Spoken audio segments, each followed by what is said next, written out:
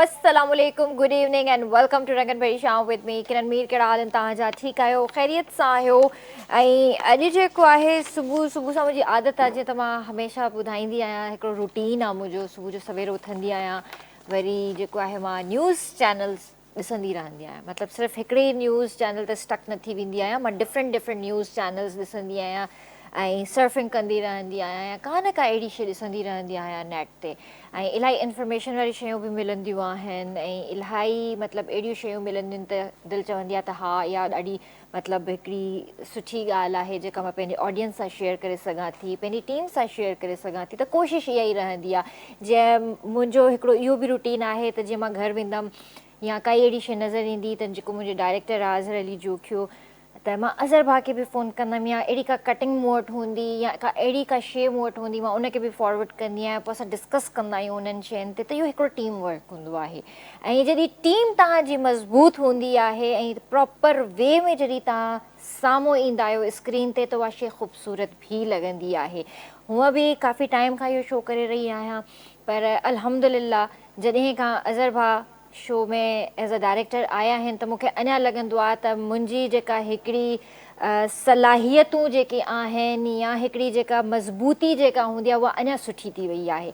छो त जॾहिं डायरेक्टर खे नॉलेज हूंदी, डायरेक्टर पढ़ियलु लिखियलु हूंदो, त इहे शयूं ऑटोमेटिक सुठियूं लॻंदियूं आहिनि ऐं ऑडियंस खे बि वणंदियूं आहिनि। सो इन ई तरह सां डेली बेसिस ते जीअं असांजो हिकिड़ो सेगमेंट आहे इंट्रोडक्शन में ई, अॼोके ॾींहुं तारीख़ जे आईने में। सो इन जे हवाले सां मां तव्हांखे ॿुधाइणु चाहींदसि, 13 नवंबर 1985 ते कोलंबिया जे पहाड़नि में नेवाडोडेल रॉयज़ नाले ॿरंदड़ जबल फाटी पियो, जंहिं नतीजे में 23,000 खां वधीक माण्हू अजल जो शिकार थी विया, जॾहिं त 5,000 घर तबाह थी विया हुआ। अॼोके ॾींहं ते पूरी दुनिया में वर्ल्ड काइंडनेस डे ॿाझ ऐं रहम जो आलमी ॾींहुं मल्हायो पियो वञे। हिन ॾींहुं मल्हाइण जो मक़सदु हिक ॿिए सां ॿाझ वारो रवैयो रखणु आहे, पाण खां कमज़ोर ते, पखियुनि ऐं जानवरनि ते रहम करण जी इबादत खे आम करणु आहे। सो काइंडनेस डे आहे, ऐं काइंडनेस डे सां मूंखे इहो ज़रूरु मां इहो चवणु चाहींदसि त भई रहम दिली जो जेको आहे न मुज़ाहिरो लाज़मी कंदा कयो, भले उहो तव्हांजो दुश्मन ई छो न हुजे। इहे कुदरती शयूं आहिनि, आफ़तूं आहिनि, मसइला आहिनि, परेशानियूं आहिनि, कुझु टाइम लाइ ईंदियूं आहिनि। पर रहम दिली जो जेकॾहिं इंसानु मुज़ाहिरो करे ऐं वाक़ई उहो पंहिंजे दिलि में कंहिंजे लाइ जेकॾहिं रहम रखे न, त मां चवां थी त उन इंसान जूं जेके बि परेशानियूं आहिनि न, सभु हल थी वेंदियूं। हिकिड़ो माण्हू जेकॾहिं परेशान आहे, तव्हां उनजी दिलजोई कयो, उन सां ॻाल्हायो, उनजो ॾुख सुख वंडियो। हा, इहो बि मञा थी अॼुकल्ह कंहिं वटि एतिरो टाइम कोन्हे को, कोई कंहिंखे टाइम न ॾींदो आहे, कोई कंहिंजी ॿुधंदो कोन्हे।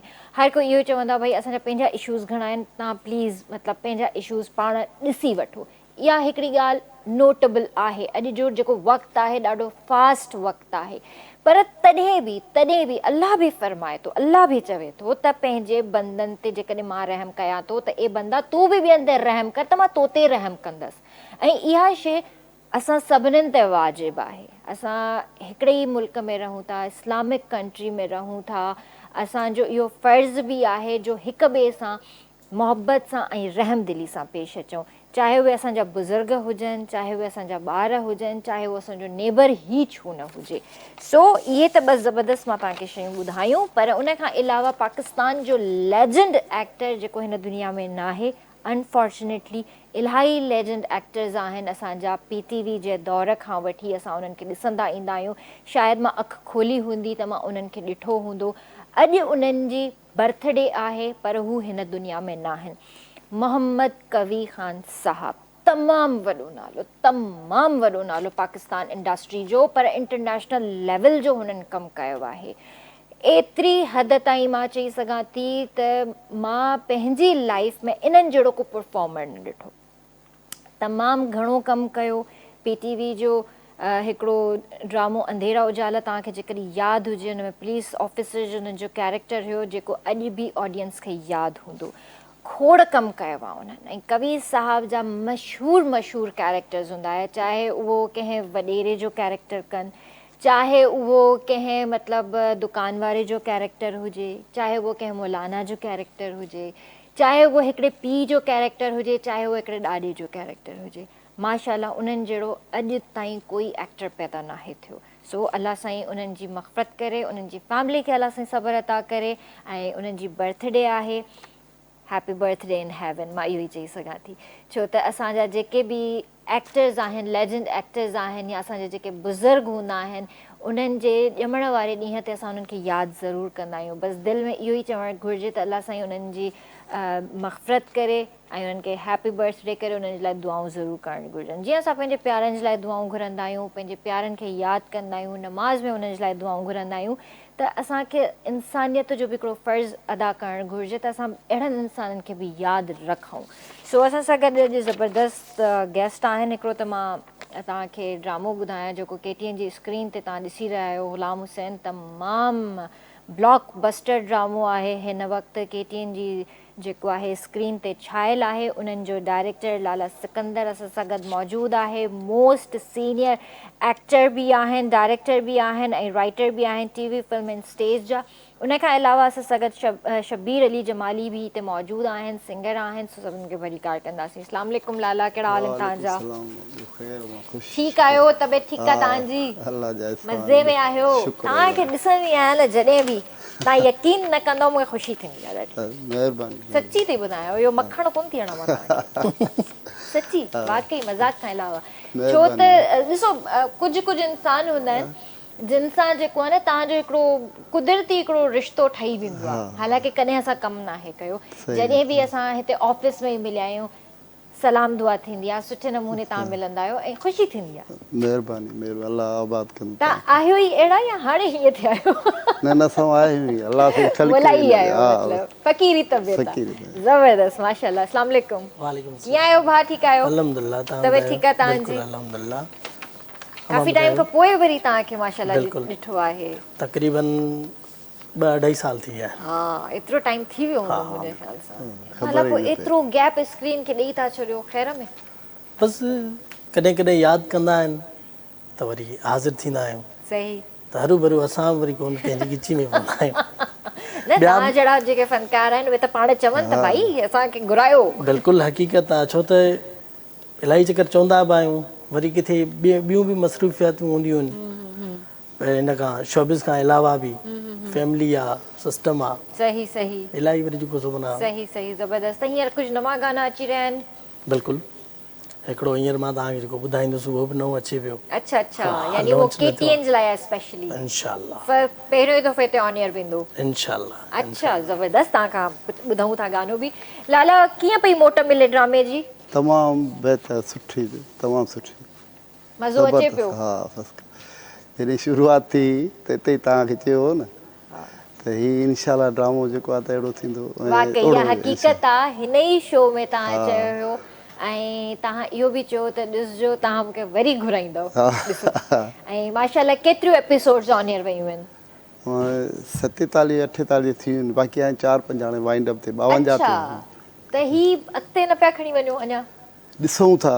सही। आवाम त चए थो, माण्हू चवंदा अॻिते हिनखे वधायो, कोशिशि कंदासीं इंशाअल्लाह, जेतिरो नसीब जी ॻाल्हि आहे। बिल्कुलु बिल्कुलु आहे। ऐं केतिरो हलंदो आहे, मतिलबु हफ़्ते में केतिरियूं क़िस्तूं अथसि? 2 किश्तियूं हलंदियूं आहिनि। माण्हू चवंदा 4 हलायो। अच्छा, यानी इहा पब्लिक डिमांड आहे? हा न, होटलनि ते जिथे किथे हर माण्हूअ जे मोबाइल में इहो ग़ुलाम हुसैन हले। ज़बरदस्त। अच्छा, माशाल्लाह ग़ुलाम हुसैन हुअं ई ॾाढो फेमस आहे पंहिंजी सॼी सिंध में, या जिथे जिथे बि उहो मतिलबु विढ़ंदो आहे हुअं ई ॾाढो फेमस आहे। पर मुंहिंजे ख़्याल सां हिन ड्रामे खां पोइ जेको आहे ग़ुलाम हुसैन खे अञा वधीक सुठी मोट मिली आहे, शोहरत अञा वधीक मिली अथसि। त हू मतिलबु कीअं पियो एंजॉय करे हिन शोहरत खे? बसि उहो करे थो, पहलवान माण्हू त आहे न, थोरो घणो थिए थो इंसान खे, केतिरो बि हुजे, थोरी वरी शोहरत जे मां थी मिलंदी आहे, थोरी चेंजिंग अची वेंदी आहे। असल में उहो बि आहे। ॿियो वरी असां महिनत बि कईसीं उन खां अलावा। हा न, मां ॿुधायां त हीउ ड्रामो असांजो कल्चर आहे। माण्हू थकिजी पिया आहिनि ॿिया ड्रामा, इहे कल्चर। बसि जेतिरी मूं कोशिशि कई, अकेलो माण्हू मूं घणी कोशिशि कई, अञा हिनखे सुठो ठाहियां। इहो थींदो आहे तावन सां, हा न। पोइ इंशाअल्लाह हीउ ड्रामो असां महिनत हिन में पीर साहिब जी, अज़हर साहिब जेके बि आहिनि, अनवर साहिब, सभई मिली करे चयोसीं यार हिन ड्रामे खे अॻिते वधायूं। उहो इनशाला इहो ड्रामो जेको आहे त इहे वाहिदु ड्रामो आहे केतिरनि माण्हू जेके न ॾिसा उहे बि ॾिसनि था हाणे त न यार वाक़ई जेको आहे ड्रामो मां ॾिसंदो आहियां मेरापुर में हुते पोस्टर लॻा पिया मां होटल पुछा पियो कयां यार हिते त हुन मूंखे चई यार तूं सोढो आहे न मां चई पोस्टर कीअं ठाहे ॾिनो अथई हेॾा पोइ छहनि फुट जा पोस्टर लॻा पिया चई असां पाण ठाहिराया मां यार ज़बरदस्त हले थो ड्रामो माशा ज़बरदस्त अच्छा मेहरापुर में थी आहे रिकॉर्डिंग उते कई आहे सॼे सिंध में कई आहे सांगड़ में हाला में हिते कुझु कराची में बि कई जिथे मेला हूंदा आहिनि पोइ घणो वरी असांजो रुझान वरी मेले वारो आहे न मेले खे माण्हू ॾिसनि था पोइ उहे शयूं घणी कुझु केतिरो दोस्त खिलनि था यार चरियो आहे जिथे बि पीर साहिबु चए जिथे मेलो आहे उते लालो बीठो आहे जिथे इहे असांजो कल्चर आहे न ज़ाहिरी ॻाल्हि आहे मतिलबु ॾेखारणो ई उहो ई आहे हा न मतिलबु पहिरियों थोरो करमु पिया ॿिया बि मतिलबु मां त ईअं न त छड़ो ग़ुलाम सिर मां फोकस त सभिनी खे विया छो त ॿिया बि त असांजा मल आहिनि न सिंध जा मल आहिनि मां सभिनी खे पोइ हाणे उहो ख़ुशि थींदा आहिनि जिते ॾिसंदा आहिनि न पहिरियों मुश्किलु हुयो कंहिं माण्हू चयो एॾो मुश्किलु आहे तोखे भरण ई न ॾींदा हो कंदा पर पोइ असुल में जेकी कहाणी असां ठाही हुअसीं मुंड में इहो ई मलनि जी ज़िंदगीअ ते ठाही हुअसीं मुंहिंजो दोस्त हो सरवर जतोई उहो शहीद थी वियो उन मूंखे 20-22 साल अॻु में आइडिया ॿुधायो यार असां मलनि जे ज़िंदगीअ ते लाला हिकिड़ी असां फिल्म ठाहियूं मां वरी बॉडी बिल्डर में हो वरी मल हुयो पोइ असां ठाहीसीं वरी उहो शहीद थी वियो वरी कुझु अरसे खां पोइ वरी सीरियल जे हिसाब सां ठाहियो वरी नसीब वरी हिते हो मां बीमार थी बि पाण ते ठाहियो वरी पोइ मूंखे कंहिं महिल डॉक्टर मना कयो त लाला या मल न विझाए त पोइ ग़ुलाम सेन खे ॾिठो मां पीर साहिब खे चयो यार हीअ त भलो माण्हू आहे हिन ते मतिलबु तव्हांखे पंहिंजी जवानी नज़र आई ग़ुलाम हुसैन में ईअं न जवानी त मां बि त हुयुसि पाण बॉडी बिल्डर हो पर वरी जंहिं महिल अटैक थियो त उन खां पोइ डॉक्टर मना थियल आहे न त ज़ोर ॾियणु हुन ते जेको आहे त माण्हू एहतियात करे पोइ पर मूंखे एतिरो यादि आहे त जंहिं टाइम में तव्हां मूवीज़ वग़ैरह कंदा हुया त तव्हां हुन में जेके बि एक्शन सीन्स हूंदा हुया जेके बि स्टंट्स हूंदा हुया तव्हां पाण कंदा हुया ईअं ई हूंदो हुयो न तव्हां हर फाइटिंग सीन पंहिंजो पाण ई कंदा हुया फाइटिंग बि उहो बि जेको छो त स्टार्ट उहो कई लाहौर खां न इहे फाइटियूं सिखियूंसीं उहो के असुलु जेको आहे न त जॾहिं मां स्टार्ट कई न त यकीन करे मूंखे जंहिं महिल ऑडिशन हो त मुंहिंजो जंघा ॾकनि बि न पोइ करे सघां इहो ग़ुलाम सिर सां बि ईअं थियो पहिरें सीन पोइ सम्झी वियो मिंट में जो टिक टाक त भरंदो हुयो न हुते जॾहिं मां वियो त मां चयो यार मूंखे त जॻह ॾकनि पोइ उस्ताद जो को मसइलो न आहे पोइ मूंखे फाइट सेखारे पोइ हसन स्क्वायर ते अॼु खां 30-35 ईअं साल जी ॻाल्हि आहे त कुझु ई कोन छड़ो वण हूंदा पोइ हुन वणनि खे ॾींहं जो मां ठूशाइण मायूं खिलंदी वयूं पागल इसके साल लड़ मां छाजे करे उस्ताद छो थो करे का लिकी ते न हिते शक भॼे पोइ आहिस्ते आहिस्ते पोइ जेको आहे त वरी लाहौर वरी उते जान वरी ॿियो सही सही तव्हां वाकई हिकिड़ी अहिड़ी इंडस्ट्री में कमु कयो आहे जेका प्रॉपर हिकिड़ी इंडस्ट्री हुई लाहौर इंडस्ट्री चाहे हुनजी मूवीज़ हुजनि चाहे उतां जा जेके ड्रामा ठहंदा हुआ उन दौर में पर उहा बाक़ाइदा हिकिड़ी इंडस्ट्री हुई वरी जॾहिं इंडस्ट्री कराची शिफ्ट थी त तव्हांखे छा थो लॻे त केतिरो असरु थियो हिन ते वॾो असरु थियो असुल में पहिरियों जेके न मां कराची असांजी मेन कराची वरी पोइ आहिस्ते आहिस्ते वरी हली वई लाहौर हली वई लाहौर न त इहे लाहौर वारा सभु हिते ईंदा घणी उर्दू फिल्मूं घणी ठहंदी माना उन जी डिमांड वधीक हूंदी माना उर्दूअ जी मिसाल ॻाल्हि ₹1,00,000 त हूअ 50,000 में विकाम बि पंजाबी फिल्म पोइ आहिस्ते आहिस्ते वरी उहो दौरु बदिलिजी वियो पोइ वरी मुंहिंजो उस्ताद सुल्तान रही इहे वरी आया त वरी उनजो दौरु वरी ॿियो थी वियो त वरी पोइ इहे कराची माना ख़तमु वरी सभु वरी ओॾे हलिया विया आहे त दौर जो न वक़्तु जेको आहे पर तव्हांखे छा थो लॻे लाला त मतिलबु हाणे जीअं असांजी फिल्म इंडस्ट्री सम्झो तक़रीबन ख़तमु थी चुकी आहे पंजाबी फिल्मूं आहिनि ई कोन सिंधी फिल्मूं सफ़ा कोन्हनि के ऐं उर्दू मूवीज़ जेके ठहनि थियूं अलाए छा थियूं ठहनि ईअं थो लॻे ॼण ड्रामो थो ॾिसिजे ठीकु आहे तव्हांखे छा थो लॻे त असां में कमी कहिड़ी शइ जी आहे स्क्रिप्ट जी कमी आहे डायरेक्शन जी कमी आहे कहिड़ी अहिड़ी शइ आहे जंहिं ते असांखे ध्यानु ॾियणु घुरिजे ऐं वरी सां असांजी सिनेमा पहिरियां वांगुरु थी वञे असुलु मेन कहाणी ॿियो डायरेक्टर त मेन आहे केॾी महिल कहाणी हुजे डायरेक्टर उहो भलो न हूंदो हुनखे ख़बर ई न हूंदी त पोइ उहा शइ न ठहंदी न ऐं स्क्रिप्ट मज़बूत हुजे कंटेंट तव्हांजो असांजो सिंधी मीडिया जो साईं शाह असद अलाह साईं हुनखे जन्नत जा शुरूआति सिंधी असांजी फिल्मूं मशहूरु उमर मारी ॿियूं टियों ॾींहुं फिल्मूं ठहंदियूं आहिनि उनखां पोइ वरी साईंअ जो दौरु आयो उन जलाल चांडियो ठाही ऐं जेको आहे जीए लतीफ़ ठाही परू चांडियो जा ॿियूं उहे फिल्मूं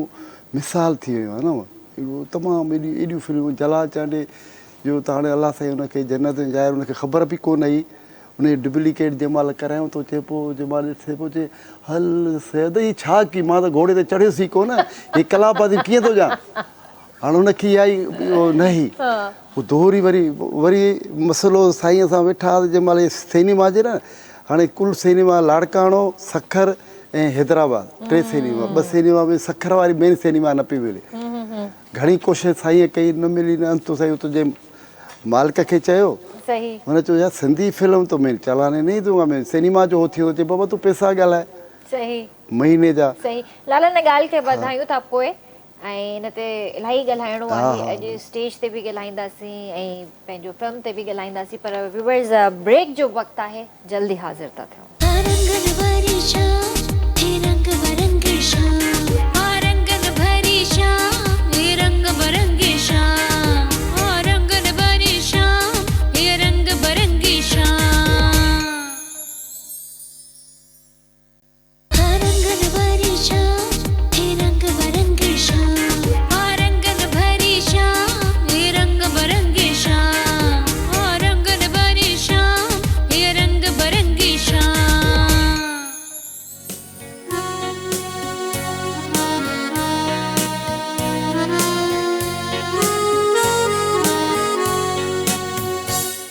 वेलकम बैक व्यूअर्स ॿियो तव्हांखे भलीकार कंदासीं रंगन भरी शाम में ऐं हिन वक़्तु जंहिं पर्सनैलिटी असांखे जॉइन कयो आहे पाकिस्तान पीपल्स पार्टी सां हुननि जो वास्तो आहे अली तारिक मिर्ज़ा साहब असां सां गॾु आहिनि उन्हनि खे भलीकार कंदासीं अस्सलाम वालेकुम सर वालेकुम सलाम कैसे हैं आप ठीक हैं अल्लाह का शुक्र आप कैसी हैं अल्हम्दुलिल्लाह मैं बिल्कुल ठीक हूँ thank you so much for coming and joining us और सबसे पहले तो ये बताइए कि आपने सियासत क्यों चुनी सियासत बेसिकली जब मैं 8th क्लास में था तो एक स्टूडेंट काउंसिल होती है हर स्कूल में यूनिवर्सिटीज़ में तो उसमें जो है लोगों के मसले मसाइल होते थे तो लोगों को देखता था मैं लोग मसले हल करते थे फिर उसमें जब जैसे इलेक्शन स्टार्ट हुआ स्टूडेंट काउंसिल्स का तो हमारी प्रिंसिपल थी मैम रफ़िया ताज तो उन्होंने मेरा नाम भी उसमें फ़ाइनल किया कि आप भी इलेक्शन लड़ें तो मैंने स्टूडेंट काउंसिल का इलेक्शन लड़ा और जब इलेक्शन लड़ा तो अच्छी अक्सरियत से मैं वहाँ पर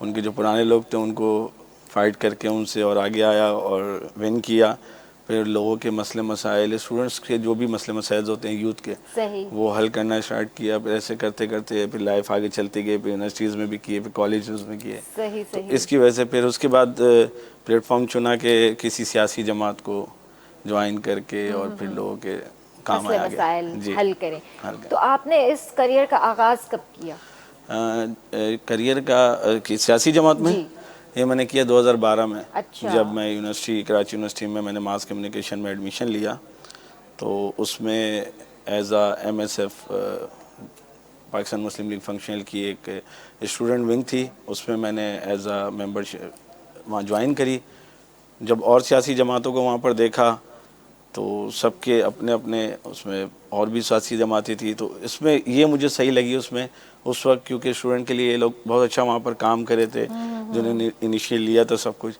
तो फिर मैंने एज आ मेंबर उसको ज्वाइन किया सही और फिर यूनिवर्सिटी जब मैंने पास आउट की तो फिर मैंने एज आ चेयरमैन इलेक्शन लड़ा गडाप टाउन से सही इसी पार्टी की तरफ से मुझे टिकट मिली और मैंने इलेक्शन लड़ा फिर ऐसे आगाज़ करते करते आगे गए ज़बरदस्त अच्छा तो बेसिकली वैसे भी आपका जो बैकग्राउंड है वो सियासत से था या आप पहले इंसान है जो आपकी फैमिली नहीं मेरी पूरी फैमिली मेरे वालिद साहब सियासत में थे मेरी दादी सियासत में अच्छा थी माशाल्लाह सेनेटर रही वो पार्टी की तरफ से और मैं बेसिकली उनको देख के नहीं आया अच्छा कोई मतलब उनसे इंस्पायर नहीं हुए कोई नहीं मैं उनसे नहीं आया बस वो स्टूडेंट से चलता हुआ आ रहा था तो फिर उसको देख के मैंने इसको ज्वाइन करा सही हाँ होता है ना कि फैमिली में अगर हो तो इंस्पायरेशंस मिलती हैं बहुत इंस्पायर होते हैं फादर से ग्रैंडमदर से इस तरह नहीं कुछ भी नहीं वैसे आपकी कोई ऐसी पर्सनालिटी जिनसे आप बहुत ज्यादा इंस्पायर हो पीसा पधारा नो डाउट कह सकते हैं। ज़बरदस्त। सो भाउ तव्हां ॿुधायो माशाल्लाह तव्हांजा बि गाना अचण वारा आहिनि ऐं हींअर बि तव्हां ॿुधायो पिया त नओं गानो बि आहे, पर इहो ज़रूरु ॿुधायो त हिन वक़्तु जेका पोइट्री जी तरफ़ मां छो जो इन ते तमामु घणो ॻाल्हाईंदी आहियां, डेली बेसिस ते मां ॻाल्हाईंदी आहियां शाइरी जे हवाले सां, त असां जेका हिकिड़ी नई शाइरी जी तरफ़ वञी रहिया आहियूं त तव्हांखे छा थो लॻे त इहो हिकिड़ो सुठो हिकिड़ो स्टेप आहे या असां पोइ ते थींदा था वञूं? इहो मुंहिंजे हिसाब सां त मौसीक़ी जो असांजी सिंध में त माना लाॾाणो थिए पियो। त इन खे बचायो कीअं वञे?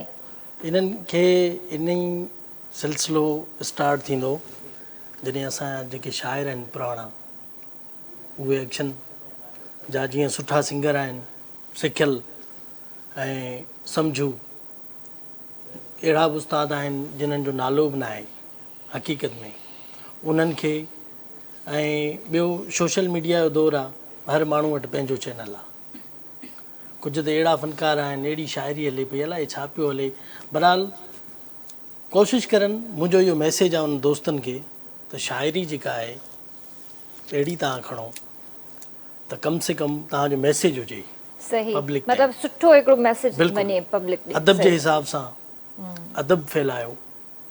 अदब जेका आहे तमामु सुठी शइ आहे, तव्हांखे अॻिते तव्हांजी फैमिली खे तव्हांजे बचड़नि खे उहा सिखिया मिलंदी। ऐं उहा पोइट्री हुजे जेका पंहिंजी फैमिली सां गॾु वेही करे ॿुधण में बि मतिलबु सुठो बि लॻे। बिल्कुलु सही, ज़बरदस्त। त हींअर तव्हां कहिड़ो गानो असांखे ॿुधाईंदो? तमामु सुठो गानो आहे, मुंहिंजो दोस्त सरदार तौफ़ीक़ सुमरे जी शाइरी आहे ऐं नओं गानो अचे पियो उहो ई तव्हांखे ॿुधायां। सही।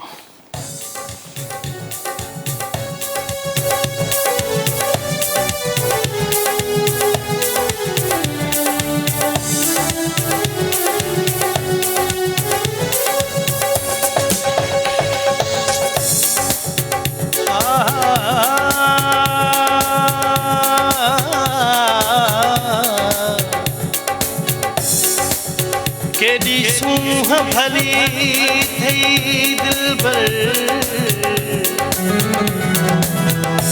तूं आहे पान गुलाब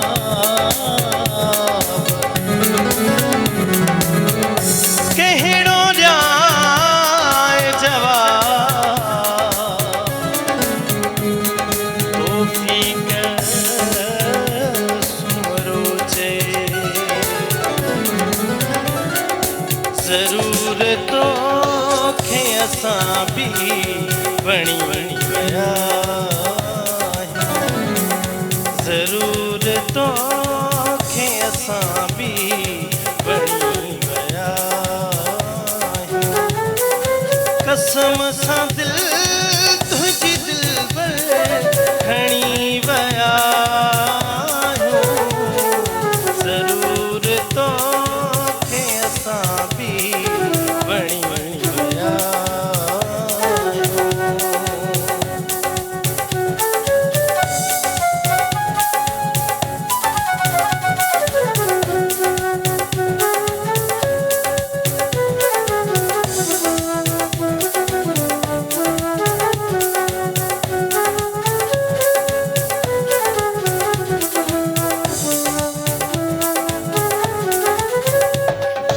असांखे तुंहिंजे हुस्न मां करार मिलंदो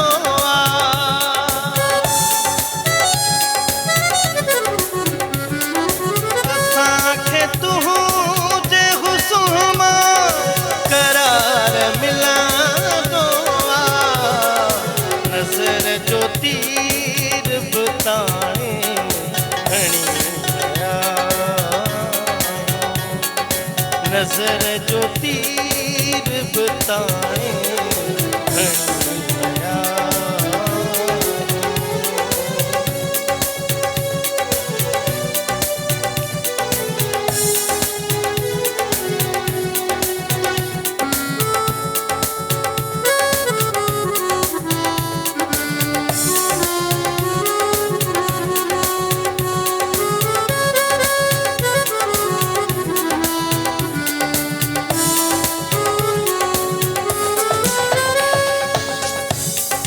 भली करोड़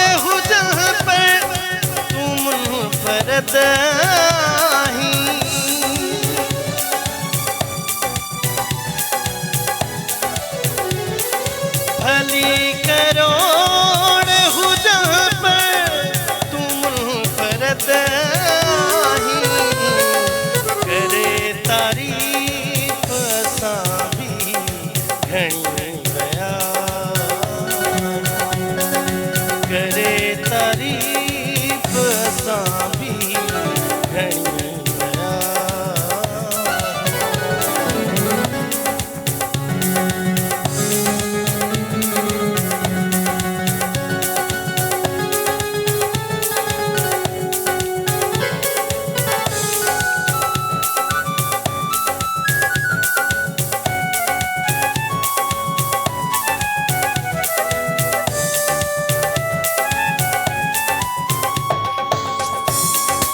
आहियूं सरदार असां बि अव्हां जे दिल जा पिरी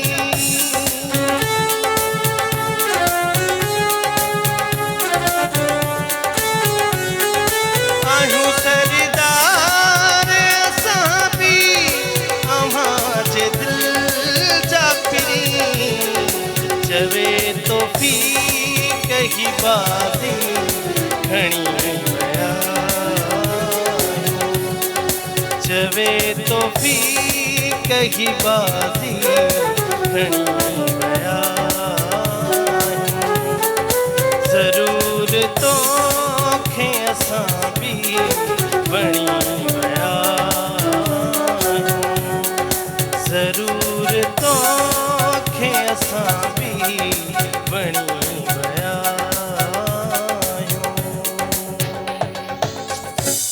ज़रूर तोखे बि असां वणी विया आहियूं ज़रूरी आहे मुंहिंजे ख़ैर शाइरी आहे पर मां इहो पुछणु चाहींदसि ज़रूरी आहे इहो बिल्कुलु हू पंहिंजो पुछे पियो त असां बि तोखे असां जेको कमु कयो आहे पंहिंजे हिसाब सां जीअं लाला कमु कयो आहे ग़ुलाम हुसैन फिल्म ड्रामो आहे जीअं सीरियल त ज़रूरु असांखे ही वणी वियो आहे लाला त वही लाला आहे ठीकु आहे पोइ इहो ई हर माण्हू पाण ॾे सम्झंदो आहे न ज़रूरु असां बि तोखे वणी विया हूंदासीं सेवा हुजे त हर माण्हू खे वणे सही ईअं न? सही सर आप इस तरह म्यूजिक का इंटरेस्ट वगैरह जी जी बिल्कुल सिंधी म्यूजिक सुनी है सिंधी पहले भी सुनते हैं सुनते रहते हैं आराम। सही चलें ये अच्छी बात है क्योंकि जाहिर है आपका अभी पीपल्स पार्टी से वास्ता है तो सुनना सिंधी आप सीख भी रहे होंगे मेरा हाँ ख्याल हल्की है। फुल्की थोड़ी हल्की बहुत हल्की थोड़ी थोड़ी, हाँ, हल्की चलिए ये सही बात है। अच्छा ये ज़रूर बताइए कि पाकिस्तान की सियासत को आप किस नज़रिए से देखते हैं? पाकिस्तान की सियासत को एक अच्छा जो शहरी है ना अगर वो देखे तो वो कायदे आज़म मोहम्मद अली जिन्ना के नज़रिए से अगर उसको देखे तो वो बड़ा आगे जा सकता है क्योंकि आजकल की जो सियासी जमातें काम कर रही हैं और जो उनके लीडरान काम कर रहे हैं तो उसमें चंद एक सियासी लीडर हैं जो उस नज़रिए से चल रहे हैं जिसमें हमारे बिलावल भुट्टो ज़रदारी साहब जो उस नज़रिए को लेके चल रहे हैं। बाकी मैं नहीं मानता कि कोई और सियासी जमात या कोई ऐसा लीडर है जो इसको लेके चल रहा है आगे बस। सही। आपको क्या लगता है कि अभी जाहिर है एवरीबडी नोज अबाउट इट कि जो भी हालात हैं इस वक्त इकोनॉमी के हवाले से देख लें या जो भी इश्यूज़ हैं पाकिस्तान के इस वक्त, आपको क्या लगता है कि अगले 5 साल हमारे कैसे गुजरने वाले हैं? कुछ बेहतरी की तरफ हम जाएंगे? नहीं, जिस तरह इनिशियली इन्होंने बिलावल साहब ने जितने भी वज़ीर इस दफ़ा उन्होंने अनाउंस किए हैं और जिस तरह वो हर डे बाय डे उनसे उनकी प्रोग्रेस पूछ रहे हैं और उस पर नज़र रख के बैठे हुए हैं, मुझे लगता है कि आने वाले 2024 या अभी 24 गुजर रहा है 25 में आपको बहुत सारी बेहतरियाँ दिखेंगी पाकिस्तान में। सही। और हमारे जो मतलब जो अवाम है, हमारी अवाम को जाहिर सी बात है एक ये मसला है कि महंगाई कम हो जाए, बिजली के बिल कम हो जाएं और पानी आ जाए हमारे कराची के अंदर, ये मतलब बेसिक नेसेसिटी जो है उनकी बेहतरी के लिए आप क्या कहेंगे? नहीं, उसकी बेहतरी के लिए काम हो तो रहा है। हमारे मेयर कराची मुर्तज़ा वहाब साहब ने कितने प्लांट्स स्टार्ट कर दिए हैं, काम स्टार्ट हो गया है। अब थोड़ा थोड़ा टाइम लगेगा, अभी तो स्टार्ट हुआ है। अभी बिलावल साहब ने सियासत संभाली है, इस चीज़ के ऊपर बैठे हैं, तो जब वो आहिस्ता आहिस्ता काम कर रहे हैं, जिस तरह वो कर रहे हैं ना काम, उन्हीं को इंस्पायर हो के मैं भी इस पार्टी में ज्वाइन किया है। मैंने उनको देखा जिस तरह वो यूथ के लिए काम करें, जिस तरह वो आवाम के लिए काम करें और महंगाई के लिए वो एक उन्होंने बड़ा अच्छा इनिशिएटिव उठाया है, स्टेप लिया है। तो उस पर इंशाल्लाह आपको दिखेगा आने वाले वक्त में कि कितनी चेंजिंग होगी और ये आवाम भी ख़ुशि हुई। इंशाल्लाह let's hope for the best. ऐं हमेशह जेको आहे इहो न सोचणु खपे असांखे त हर साल असांजो ईअं गुज़रंदो, हमेशह बहितरी जे लाइ सोचणु घुरिजे। ऐं ज़ाहिर आहे एतिरो वक़्तु जेकॾहिं असां ॾुखियो गुज़ारियो आहे त इनशाला हीउ वक़्तु बि गुज़री वेंदो, हीअं गुज़री वेंदो, ख़बर बि कोन पवंदी। 24 ऑलमोस्ट एंड ते आहे, 25 ईंदो त 25 में सुठियूं दुआऊं करणु घुरिजनि, सुठियूं उमेदूं रखणु घुरिजनि। इहा ई दुआ करणु घुरिजे त अलाह साईं जेके बि मतिलबु असांजा ॾींहं 25 जा अचनि 2025 जा उहे बहितर खां बहितरीन हुजनि। त लाला ईअं ई जीअं असां पंहिंजे मुल्क जे हवाले सां सोचींदा आहियूं, पंहिंजी सिंध अमड़ जे हवाले सां सोचींदा आहियूं, त ज़ाहिर आहे असां पंहिंजे प्रोजेक्ट्स जे हवाले सां बि सोचींदा आहियूं, कम जे हवाले सां बि सोचींदा आहियूं त डेली बेसिस ते असां जेको कमु कयूं सुठे खां सुठो कमु कयूं। त जीअं हाणे ग़ुलाम हुसैन माशाल्लाह ब्लॉकबस्टर ड्रामो आहे तव्हांजो, इन खां पोइ कुझु नओं करण जो इरादो रखो पिया? कोई नए ड्रामे जी तरफ़ कोई स्क्रिप्ट तयारु करायो पिया या अञा फ़िलहाल गैप वठंदा तव्हां हाली? आहे न, असल में छा हो त जेको उस्ताद जी उहो हूंदी आहे न, मुंहिंजो उस्ताद साईं शाह सदो, हुन हमेशह सिंध जे हीरनि ते ठाहिया आहिनि। जेके फिल्मूं ठाहियूं उहे बि हुन सिंध जे हीरनि ते ठाही, माना उन्हनि जी ज़िंदगीअ ते हुन ते हुन जेके बि फिल्मूं ठाहियूं सभु उन जूं कामयाबु आहियूं, तमामु सुठी। न जलाल ख़बर बि न, एतिरो एतिरो सोचण वारा उहे सिनेमा वारो चइबो मां सिनेमा वॾी कोशिशि सां मिली महीनो ॾींदुसि, पर हिन ते मां सिनेमा ते ईंदुसि ई न। हिन सिंधी फिल्म खां पोइ साईं सिनेमा जो वैल्यू ख़तमु थी वेंदो। साईं हुनखे ॾिसे पोइ जॾहिं उहा फिल्म लॻी न, तूं यकीन करे ॿी फिल्म जी बि टिकेट 50 रुपए हूंदी, हिन जी 100 रुपयो टिकेट अॻे खां वठी एंड ताईं। ऐं हालति इहा जो रोज़ानो 4 शो ख़तमु थिए, माण्हू घर न वञे, पैराडाइज़ सिनेमा जे ॿाहिरों टिकटनि ते हुन ते सुम्ही पए, सुबुह सां अलाए टिकेट मिलंदी अलाए न। यकीन करे महीने जे अंदरि उन वक़्त जा 24 लख रुपया वॾी ॻाल्हि आहे। जॾहिं क्लार्क खे पघार 200 हूंदी त 24 लख छा थींदा आहिनि? 24-25 लख उन सिनेमा तो कमाई, लाड़काणे मूं कमाई 10-15 लख पर करोड़ रुपया उन बिज़नेस कई न फिल्म। सही। पोइ जेको आहे त उनजो ठाहिण जो अंदाज़ वरी ॿियो हुयो, असांखे अञा जेको आहे उहो वॾो समुंड हुयो। साईं वॾी ॻाल्हि हुई, जेको सम्झे हिनखे। सही ॻाल्हि आहे, ॾुखियो मतिलबु मां चवां थी त हीअ फील्ड जेतिरी अॼुकल्ह जे दौर में माण्हू सम्झनि था त सवली आहे, पर एॾी सवली न आहे। डायरेक्शन हुजे, चाहे एक्टिंग हुजे, चाहे सिंगिंग हुजे, चाहे तव्हां म्यूज़िक कंपोज़र ई छो न हुजो, ॾाढी ॾुखी फील्ड आहे। ऐं समुंड आहे, बाक़ाइदा समुंड आहे। हिन में तव्हांखे पंहिंजा पेर ॼमाइण जे लाइ तव्हांखे महिनत करणी पवंदी, ऐं कामयाबी ईअं कोन मिलंदी आहे, बाक़ाइदा तव्हांखे महिनत करणी थी पए, स्ट्रगल करणी। महिनत सची दिलि सां। ऐं वरी हीअ वरी जेकी फील्ड आहे न, फ़क़ीरी असांजी फील्ड आहे, हिन सां हा निड़वत ऐं ॿियो हिन सां सचाईअ सां, सचाई हिनखे हा त पोइ कुझु बि न थिए, भल केॾो बि हो कर। हल मिसाल ॻाल्हि मां कंहिं माण्हू चयो था त ग़ुलाम साईं हिनखे हेॾो ठाहियो, तोखे छा मिलियो? अड़े मां चयो मां न ठाहियो, हुनखे अलाह साईं ने ठाहियो, हुनखे अॻु में ई। वाकई इहो सवाल मां बि तव्हांखां ज़रूरु करणु चाहींदसि त माशाल्लाह फेमस त हू ऑलरेडी हुयो, ऑलरेडी फेमस आहे ग़ुलाम हुसैन, हुनखे कंहिं शोहरत जी ज़रूरत कोन हुई, पर मुंहिंजे ख़्याल सां हुनजी कामयाबी में 4 चंड अञा हणण वारा तव्हां आहियो। मूं बि कई महिनत, पर आहे त हुनजो नसीबु। हल केॾी बि उहो हिकिड़ो मल विढ़ण वारो हिकिड़ो मतिलबु हिकिड़ो रांदीगर हुयो, ठीकु आहे न, तव्हां हुनखे आर्टिस्ट ठाहे छॾियो। हा इहो आहे, हुनखे जेको आहे त उहो पहिरियों ॾाढो न घबरायो, पर पोइ हाणे माशाल्लाह जेको आहे नसीबु। मां हिकिड़ो ॿुधायां, मां लाहौर में कमु कयो, पोइ मुंहिंजो सुल्तान इक़बाल सां मुंहिंजो उस्तादु हूंदो। इक़बाल सां हर को पंहिंजे, इक़बाल सां जी हिकिड़ी फिल्म ठही शेर ख़ान, पोइ उनखे डायरेक्टर महिनत कई, पर साईं शेर ख़ान थी वियो। पोइ डायरेक्टर चयो मैंने इसको बनाया, तो वो थोड़ो तबियत थोड़ो ॿियो ॿी क़िस्म जो इक़बाल, उन चयो तूने नहीं बनाया, मैनू रब ने बनाया शेर ख़ान। पोइ कंदे कंदे अंत मिसाल ॻाल्हि आहे, एवार्ड तक़रीब थी ऐं ॾिठई त हीअ अमेरिका वञे थो, महीनो होॾे हूंदो, हिन पोयों एवार्ड तक़रीब कई। एवार्ड नसीब थो ॿुधाए त जंहिं महिल एवार्ड थियो इस्लामाबाद में, त हीअ भाउ होॾे हुयो अमेरिका, मिसाल ॻाल्हि हो त कुझु बि थियो, वरी वापसि आयो त स्टूडियो सॼी वीरान थी। की ॻाल्हि आहे, बंदे नहीं चई हाजी साहब तूं हिते तेरे तो एवार्ड तक़रीब है, किथे चई फलाण शेर ख़ान। अब मैनू तो बताया ही नहीं, अमां ही उन महिल चढ़ियो हुते। यकीन तव्हांखे ॿुधायां, जंहिं महिल हिन जो एवार्ड जो ऐलान थियो, डायरेक्टर चयो शेर ख़ान जा एवार्ड जो आहे न, वो अमेरिका विया हुनजो व्यवहार जेको आहे न फलाणो डायरेक्टर वठे जंहिं महिल अनाउंसमेंट थी ते दरवाज़े खां अन थियो चयो रुक जा शेर खान आगे आए जंहिं महिल हुन अवॉर्ड फिल्मी वरितो सीन। त उन खां बाद में हुन चयो थी यार मेरी तौबा मैंने तेनू शेर खान नहीं बना तेनू रब ने शेर खान बनाया। सही ॻाल्हि। मां इहा ॻाल्हि केरु कंहिंखे नथो ठाहे महिनत कर दिलि सां कर ऐं इहो आहे त उस्ताद जो एहतराम कर जेको नथो करे उहो दरबदर आहे। बेशक कहिड़ो बि हुजे जेको बि तव्हांजो टीचर तोखे हिकिड़ो लफ़्ज़ बि सेखारे त बाबा इहो मुंहिंजो उस्ताद आहे न मूंखे जेको आहे त यार ऐं मां चवंदी आहियां त पंहिंजे उस्ताद खे कॾहिं बि न विसारियो जंहिं तव्हांखे हिन फील्ड में आंदो हुजे उन तव्हांखे सेखारियो हुजे। मां तौबा थी कयां पर मां हमेशह जिथे बि वेंदी आहियां जिथे बि मां इंटरव्यू ॾींदी आहियां मां पंहिंजे उस्ताद खे हमेशह यादि रखंदी आहियां। इहा हुजण बि खपे पंहिंजे उस्तादनि के हमेशा मानू याद रखे।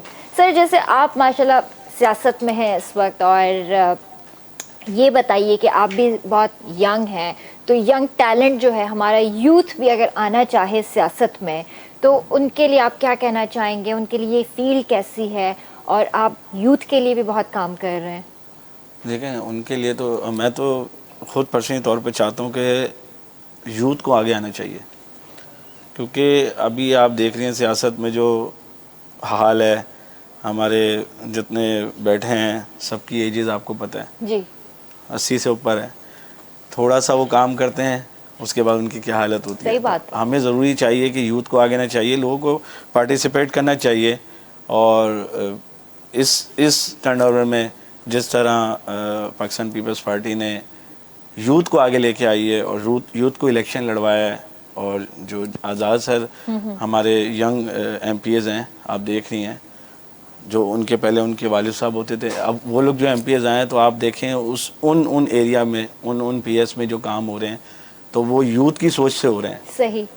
तो मैं चाहता हूँ कि यूथ को आना चाहिए आगे और बिलावल साहब यूथ को प्रमोट कर रहे हैं और उनको कांटेक्ट में रहना चाहिए सबको और यूथ के लिए जो प्लेटफॉर्म बिलावल साहब ने बनाया है PSF का तो उसमें लोग काम करें आएँ समझें बैठें मीटिंग अटेंड करें और जहाँ लोगों को हमारी ज़रूरत है जहाँ मेरी ज़रूरत है वहाँ मैं यूथ के साथ हूँ। क्या लगता है आपको कि इस वक्त यूथ के इश्यूज़ क्या हैं? यूथ का मेन इश्यूज जो है ना स्टडी एजुकेशन है। एजुकेशन के लिए जो यूनिवर्सिटीज़ कुछ लॉ कॉलेजेस सिंध गवर्नमेंट ने बनाए हैं बिलावल साहब ने जैसे हमारा लियारी में बेनज़ीर यूनिवर्सिटी है फिर हमारी शहीद जुल्फ़कार अली भुट्टो यूनिवर्सिटी है उसके अलावा बख्तावर क्रेडिट कॉलेज है उसके अलावा सिंध में हमारे एक दो ऐसे लॉ के कॉलेजेस बन रहे हैं जो बिलावल साहब ने बनवा रहे हैं सही। तो उसमें मैं चाहता हूँ कि लोगों को बाहर से ज़्यादा पढ़ने से ज़्यादा या गवर्नमेंट इसकी डॉक्टर्स की डिग्रियाँ इंजीनियर्स की डिग्री लेने से ज़्यादा यहाँ पर उसको तरजीह दें। सर इस बात को हम ब्रेक के बाद कंटिन्यू करें। जी व्यूअर्स वक्त है ब्रेक जो जल्दी हाजिर था।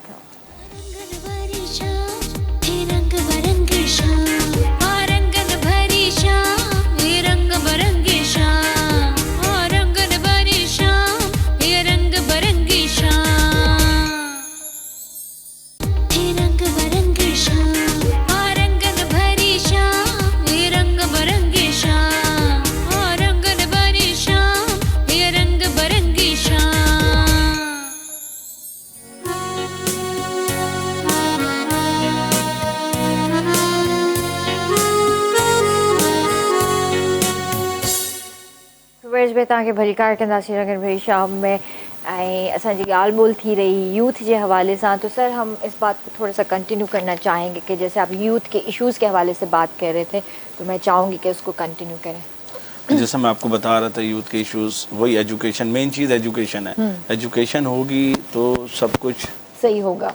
तो ज़्यादातर आजकल के पेरेंट्स जो है ना वो क्या करते हैं जैसे कॉलेज लाइफ स्टार्ट हुई तो वो बाहर के मुल्क भेज देते हैं कि भाई बाहर जाके पढ़े वहाँ इंजीनियर बने डॉक्टर बने। तो भाई आप ये भी तो देखें कि वहाँ के लोग यहाँ पर जो बिलावल साहब ने इतना बड़ा NIVCT बनाया है हॉस्पिटल उसमें आप देखें कितने बड़े बड़े बाहर से डॉक्टर्स आके वो यहाँ पर काम कर रहे हैं। तो हमारे जो यूथ है जब वो यहाँ से उठ के बाहर चली जाएगी तो यहाँ पर कौन काम करेगा। सही बात है। तो मैं यूथ से यही एक पैगाम भी देना चाहता हूँ कि भाई यहाँ पर इतने अच्छे अच्छे हमारे कॉलेजेस हैं यूनिवर्सिटीज़ हैं जो बनी हुई हैं तो वहाँ पर इंसान पढ़े तो सही वहाँ की डिग्रियाँ ले तो सही आगे बढ़े तो सही। तो बस यूथ के लिए यही पैगाम है हमारी तरफ से। सुठी ॻाल्हि आहे। ऐं यूथ खे जेको आहे जेतिरो असां हिते रोकण जी कोशिशि कयूं हिन टाइम त उहा करणु घुरिजे, छो त हीअ असांजो असासो आहे, पाकिस्तान जो असासो आहे। जेकॾहिं इहा यूथ केतिरी हद ताईं ॿाहिरि निकिरी चुकी आहे, ॿाहिरि पढ़नि पिया था, उते ई जॉब्स कनि पिया था, उते ई सेटल थियण जी कोशिशि में लॻा पिया आहिनि, पर जेका यूथ हिते आहे पंहिंजे मुल्क सां वफ़ा कयो, पंहिंजे मुल्क जे हवाले सां सोचियो ऐं बहितर इहो ई आहे त पंहिंजे मुल्क में रही करे रुखी सुखी खाऊं, कहिड़ी बि खाऊं, इहो शुक्र कयो त असांजो पंहिंजो प्यारो मुल्क आहे। त तकलीफ़ूं परेशानियूं हर कंहिंखे हूंदियूं आहिनि, आहिस्ता आहिस्ता इन्हनि शयुनि मां इंसानु निकिरंदो आहे। ऐं जीअं त सर ॻाल्हि कई त असां इहो ई यूथ खे चवंदासीं त पढ़ो बि हिते ऐं एजुकेशन जेका आहे तव्हांजी सॼी हितां जी हुजे, कमु बि हिते ई कयो। ऐं मुंहिंजे ख़्याल में हिन में को हर्ज बि कोन्हे। अल्हम्दुलिल्लाह अल्हम्दुलिल्लाह असां हिते कमु करे बि रहिया आहियूं, सुठे लेवल ते असां कमु करे रहिया आहियूं। ऐं पंहिंजे मुल्क में कमु करण जो त मां चवां थी त मज़ो ई पंहिंजो आहे। कीअं लाला, इहा सही ॻाल्हि आहे न? असां ॿाहिरि बि वेंदा आहियूं, किथे किथे वेंदा आहियूं, विज़िट ते बि वञूं या ईअं बि वञूं त पंहिंजे मुल्क जी यादि हमेशह ईंदी आहे। त जीअं पंहिंजी सिंध आहे, जीअं तव्हां ॻोठनि में वञी रिकॉर्डिंग्स कयो था त शहर जी रिकॉर्डिंग ऐं ॻोठ जी रिकॉर्डिंग में ज़मीन आसमान जो फ़र्क़ु आहे। फैसिलिटीज़ उहे कोन्हनि के, ऐं तॾहिं बि तव्हां कमु कयो था त इहा तव्हांजी पंहिंजी मोहबत आहे न। हिते त उहो बंगलो बि किराए ते मिलंदो आहे, उते वञ त ख़ुशीअ सां मानी वठी ख़ुशि थींदा आहिनि, यार असां वटि महिमान आया आहिनि। इहा सही ॻाल्हि आहे, महिमान आया आहिनि। त तव्हां बि ईअं ॿाहिरि वेंदा हूंदा, शोज़ वग़ैरह कंदा हूंदा?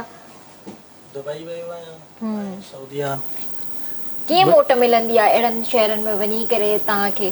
तमामु जेके असांजा उते सिंधी आहिनि उहे ॾाढी सपोर्ट कंदा आहिनि पंहिंजी, ख़ुशि थींदा आहिनि। ऐं माशाअल्लाह पंहिंजे माना पंहिंजो मुल्क त पंहिंजो आहे। जेतिरा हिते असां आज़ादु आहियूं उते कुझु बि न आहे असांजे लाइ, छो त हिते रहूं पिया, कराची हुजे, पाकिस्तान जे कहिड़े बि कोने में हलिया वञूं, असां आज़ादु आहियूं। हक़ीक़त हीअ असांजो मुल्क एॾो आज़ादु मुल्क आहे ऐं सुकून आहे असांखे हर जगह ते। और बाहर के लोग ऐसे देखते हैं हमें जैसे पता नहीं कौन आ गया। बिल्कुल सर, ये क्यों होता है? मतलब हम बाहर जाकर सुधर जाते हैं, अपने मुल्क में हम लॉ को फॉलो नहीं करते, ये क्यों होता है? अब बेसिकली वहाँ पर एक लॉ शुरू से बनता हुआ आ रहा है और हम यहाँ से वो लॉ हमारे पास है, लागू तो है लेकिन हम फॉलो नहीं करते। क्यों? और जब वहाँ पर जाते हैं उसको फॉलो करना पड़ता है हमें, तो वो लोग हमें ऐसे देखते हैं जैसे पता नहीं क्या हो गया। हाँ। उनकी गवर्नमेंट जो है ना, असल में है तो गवर्नमेंट का सारा ही इशू। यहाँ पे हमारी गवर्नमेंट जो है वो भी इसमें हर दफ़ा असां गवर्नमेंट के ब्लेम नथा करे सघूं। सॉरी, मां तव्हांजी इन ॻाल्हि खां सहमत न आहियां। पंहिंजे बि हथ में हूंदो, असां त जेतिरो कानून लाॻा हूंदो, कानून असांजो ओके हूंदो, असां उन खां थोरो डिघी बि कंदासीं न। हर शइ आहे, कानून आहे, इम्प्लीमेंटेशन आहे, पर असां फॉलो नथा कयूं, असां रूल्स खे नथा फॉलो कयूं। ॾिसो, मां जेकॾहिं वेंदमि सिग्नल तोड़ींदमि, मूंखे कोई रोकींदो न, सार्जेंट हूंदो, कोई बि रोकींदसि, कार्ड ॾेखारींदमि, चवंदसि पैसा वठि, छॾ मूंखे जान छॾ, मूंखे तकड़ वञिणो आहे, मूंखे वञण ॾे। इहा शइ आहे हिते। इन शइ खे उनखे छा करणु घुरिजे? ॾिसो, जंहिं वक़्तु असां इन शइ खे एक्सेप्ट कयोसीं न त असां सभु सिधा थी वेंदासीं। असां पाण स्टार्ट बेसिकली असां पाण ख़राबु आहियूं। ठीकु आहे। ऐं मथे वरी जेको जिथे वञूं था सिस्टम जेको ईअं ई हले थो, असां मथे सिस्टम जी ॻाल्हि ई नथा कयूं, असां हेठों शुरूआत कयूं, शुरू ई हितां कयो न त सभु बहितर थी वेंदो। बहरहाल पहले हम बेहतर हो जाएं फिर सब बेहतर। यही ना, हम ही बेहतर नहीं हो रहे। वही बात है ना, जब हम सही नहीं होंगे तो हम कैसे खुद ही सिस्टम सही होगा? उनको इस चीज पे वो करते हैं। तो मैंने यही बात की, चलान कटवा लेती हैं, चलान कटवा लेती हैं। करना छोड़ दूं तो ऑटोमेटिक सारी चीजें ठीक हो जाएंगी। जब मैं उसको अपना कार्ड दिखा दूं, अपनी जहाँ मैं जॉब कर रही हूँ कार्ड दिखा दूं, या जहाँ पे भी मेरी सर्विसेज हैं, चाहे गवर्नमेंट की हो चाहे प्राइवेट हो, मैं उसको कार्ड दिखा दूं, मुझे जानता हो, ये चीज़ जब मैंने करना छोड़ दी और मैं एक नॉर्मल बंदे की तरह जिंदगी गुजारूंगी ना, तो सारी चीजें नॉर्मल हो जाएंगी। तो अगला बंदा भी बोलेगा हाँ कोशिश करन जेके दोस्त असां ॾिसनि पिया ॿुधनि पिया ही मैसेज आहे मुझे ख्याल से मां का गलत ॻाल्हि न आहे। ज़बरदस्त सही बोला न, बिल्कुलु गलत ॻाल्हि न, असां बि इहो ई चऊं था त दोस्तनि खे ही मैसेज आहे, असां पाण सिधा थींदासीं। ॾिसो, हिते असां वेठा आहियूं, शोज़ कयूं था, दुनिया ॾिसूं था, सोशल मीडिया यूज़ कयूं था, हर शइ जी नो हाउ असांखे ख़बर आहे। असां छो ब्लेम कंदा आहियूं गवर्नमेंट खे, असां छो ब्लेम कंदा आहियूं ॿियनि सियासी जमातुनि खे? असां पाण त सिधा थियूं पहिरें, त उन खां पोइ सभु शयूं सिधियूं थींदियूं। मुंहिंजे ख्याल सां तव्हां मुतफ़िक़ न आहियो। ना बिल्कुल नहीं, इस दफा इस चीज पे सख्ती हुई भी है, बहुत ज्यादा सख्ती हुई है इस दफा। अभी माशाल्लाह बहुत ज्यादा शकील अहमद साहब ने बहुत सख्ती की जी, है जी, जी। और अच्छा है, उस सख्ती की वजह से हमारे बहुत क्राइम रुके हुए हैं। यही जितने क्राइम थे वो उसमें 70% उसमें कमी कमी आई आई है। है और ऐसी अगर 1-2 मंथ और चल गया तो ये क्राइम भी खत्म हो जाएंगे इंशाल्लाह। इंशाल्लाह बेहतरी जी तरफ असां गामज़न आहियूं। इंशाल्लाह इंशाल्लाह बेहतरी असांखे मिलंदी। सर, आपने पीपल्स पार्टी का ही इंतखाब क्यों किया? पीपल्स पार्टी का इंतखाब करने की वजह ये थी कि जो विजन बिलावल साहब का, जो उनका विजन चलता हुआ रहा था और उनकी जो बहन है आसफा भुट्टो ज़रदारी साहब, उनका विजन टोटली कायद अज़म मोहम्मद अली जिन्ना और मोहतरमा फातिमा जिन्ना के विजन की तरह चलता हुआ आ रहा था। तो मुझे बेस्ट यही लगा कि अगर मैं GDA को खैराबाद कहता हूँ तो मुझे पाकिस्तान पीपल्स पार्टी में इस विजन पे चल सकता हूँ मैं, तो इसलिए मैंने उसको खैराबाद कह के, और इलेक्शन से एक दिन पहले ही मैंने बिलावल हाउस में प्रेस कॉन्फ्रेंस करी। सही। और सिर्फ just because of Bilawal Bhutto Zardari साहब और उनकी जो बहन है आसफा भुट्टो ज़रदारी, उनका विजन देख के इस पार्टी में ज्वाइन किया। और जब से ज्वाइन किए और जो यूथ के लिए वो काम कर रहे हैं और जो हमें सपोर्ट कर रहे हैं यूथ के लिए, तो मेरे लिए वो काफ़ी है। ज़बरदस्त, ॾाढी सुठी ॻाल्हि कई। ऐं वाकई इहो विजन असां यूथ जो बि आहे, असां बि चाहींदा आहियूं त बहितरी जी तरफ़ अचूं। त लाला, इहो ॿुधायो त जीअं असां मूवीज़ जे हवाले सां ॻाल्हि कई, तव्हां स्टेज बि कयो आहे, माशाल्लाह तव्हां डायरेक्शन बि कई आहे, तव्हां स्टेज बि कयो आहे। अॼुकल्ह जे स्टेज में उन दौर जे स्टेज में छा फ़र्क़ु आहे? वॾो फ़र्क़ु हुयो हुन दौर जो स्टेज जेको आहे न, तमामु वॾो फ़र्क़ु हो। तव्हांखे छा थो लॻे त हाणे वारो स्टेज ईज़ी थी वियो आहे, अञा ॾुखियो थी वियो? न हाणे त आसान आहे, अॻिलो ॾुखियो। अच्छा। अॻे जेको न डायरेक्ट डिलीवरी ग्रामर ते हलंदी हुई, शेरो शाइरी थींदी आहे न, इन हिसाब सां हुनखे एक्टिंग करणी पवंदी। वॾी ॻाल्हि हूंदी, असांजे शिकापुर में वॾो हिकिड़ो पुराणो डायरेक्टर हो इंडिया जे दौर में। असांजे शिकापुर जो शहर जेको आहे क़दीमी शहर आहे, स्टेज जे हवाले सां सॼे सिंध में पेरस हूंदो हो शिकापुर त। पोइ मूंखे उहो पुट खे ॻोल्हींदो, उन पुटु एक्टर आहे, मुंहिंजे ड्रामे में बि आहे न। पोइ हुनखे जंहिं महिल ॻोल्हणु अचे, जंहिं महिल ॻाल्हियूं ड्रामा शुरू थियनि, उहो पुटु विसिरे पोइ शुरू करे ॾे ड्रामा। पोइ हिकिड़े माण्हू अचो चयो मां हीअं तीर हणंदुसि स्टेज ते, उहो परी उॾंदी उहा किरी पवंदी। हुनखे चढ़े वे तूं छा असां ड्रामा कयासीं, मुंहिंजा ड्रामा जेको आहे। पोइ ॿुधाई असां लैला मजनू ड्रामो कयो आहे, हेतिरा फुट जेको आहे त इहे 100 फुट 2 फुट 150 फुट हीअं परदो ऐं 30-40 फुट हीअं। पोइ इहो रेगिस्तान ॾेखारियो आहे सॼो, ऐं मजनू अचे थो लैला लैला कंदो, लैला लैला, उन इश्क तो साम्हूं अचे। मजनू काॾे थो वञे, चए मूंखे लैला चए, हलिया त मां तोखे लैला ॾियां। शेरो शाइरी हुनजी इश्क जी, हेॾो हुस्न थो अचे। चरिया तूं माॾे अचो त मां तोखे लैला वठी ॾियां, मां हुस्न आहे हुनखे हुस्न आहे। वरी हुनजी शेरो शाइरी, पोइ मुक़ाबले में इश्क खटी थो वञे, हुनखे चए थो मूंखे लैला ॾे, चए उहो साम्हूं ॾिस चंड में लैला, हेॾे वण में ॾिस लैला, हेॾे। हाणे मां तव्हांखे ॿुधायां उहे केरु, उहे शख़्स, उहे माण्हू। वज़ीर आज़म बि थियो, इफ़्तिख़ार सूमर आहे, कहिड़ो जेको जेकम आदार हुजे, सूमर साहब आहे, उहो वज़ीर आज़म थियो पाकिस्तान। हाणे उहे इहे वरी ख़ूबसूरत हूंदा, हिकु चढ़ाई इलाही सूमरो इफ़्तिख़ार साहब पाण ई 3-4 सोट हिकिड़े शिकिलियूं में मेकअप बि वेड़ा करे, हे ॾिस चंड में लैला, हे ॾिस चंड में लैला, हे ॾिस। उनखां बाद थोरी लाइट बंदि थी, हीअं थियो त लैला रड़ करे उथे मां जो छा आहे, ऐं मामू जो मजनू रेगिस्तान में फिरंदो थो अचे, मां लैला लैला करे। हाणे अहिड़ा ड्रामा हाणे किथे थींदा मां साम्हूं? सही। मूंखे वठी वियो पर्दो ॾेखारे, मां चई यार चई हलूं होॾे सूमरे साहब खे वरी इहे स्टेज ठाहियूं, नओं दौरु शुरू कयूं शिकापुर में, ख़बर पए माण्हू खे कीअं ड्रामा थींदा आहिनि। असांजे वाहिद शहर आहे, हिन वक़्तु ताईं एॾे हूंदे बि मां ड्रामा कंदो त वरी हलियो त लाहौर छॾे आर्ट काउंसिल न ठही सघी असांजी। ॿिए हर शहर में आर्ट काउंसिल ठही, असांजे शहर में बिल्कुलु। अच्छा, शिकारपुर में न आहे अञा ताईं न आहे ठही। न त हक़ु असांजो सभ खां अॻे।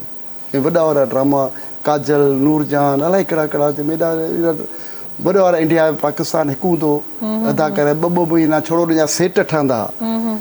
हिटलर जी तबाही सिनेमा हिकिड़ी ॾेखारी। हाणे असां केरु थो हेलीकॉप्टर किथां ठाहे सघंदा स्टेज ते?